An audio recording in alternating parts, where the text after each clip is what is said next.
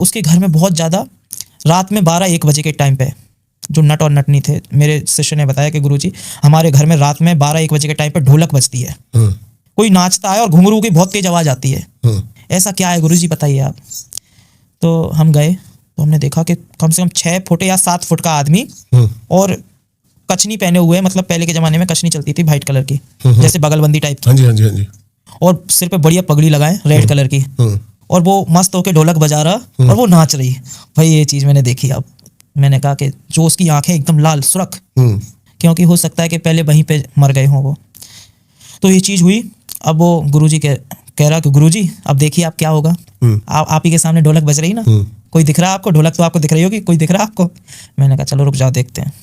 अब वहाँ पे जैसे ही पहुँचे और भगवती का जैसे ही आह्वान किया, वो चीज़ें प्रत्यक्ष सामने, सबके बिल्कुल प्रत्यक्ष सामने, क्योंकि जिस जगह पे वो ढोलक बजा रहा था उसी जगह उसकी हड्डियाँ गड़ी थी।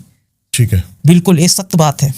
और जहाँ पे देखा तो मैंने कहा कि यहाँ से एक काम करो, मैंने अभिमंत्रित किया भगवती का, जो हमारे यहाँ पे कामाख्या के योनि से जल निकलता है, रसायन होता है पीछे के कुंड में, हाँ जी, तो उसी जल का अभिमंत्रित करके मैंने उस जगह को बंधित कर दिया।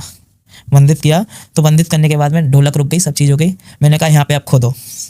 खोदने के बाद में पूर्ण रूप से 2 कंकाल निकले, एक वो पुरुष का कंकाल था, एक वो स्त्री का कंकाल था। और जहाँ पे देखा जाए कि आपन तो बहुत छोटे लग रहे होंगे, पहले के जमाने में 7 या 8 फुट के व्यक्ति होते थे, सुना ऐसा। और कपाल भी देखो तो कपाल भी उसका ऐसा लग रहा कि जैसे आदि मानव का कपाल हो। पहले के लोगों की खान पान अच्छा था। और फिर जहाँ पे अब भाई उसका अंतिम संस्कार कराया, अंतिम संस्कार में उसकी हड्डियां ना जले, उसकी हड्डियां ना जले, क्योंकि जब कोई सिद्ध होता है जिसके पास शक्तियां होती हैं तो इतनी आसानी से हो ही नहीं सकता है उसकी क्रिया है। बिल्कुल। अब भाई वो चीज़ें जो कंकाल था, ज़्यादा बड़ी बात नहीं कह रहा हूँ ना, झूठ कह रहा हूँ,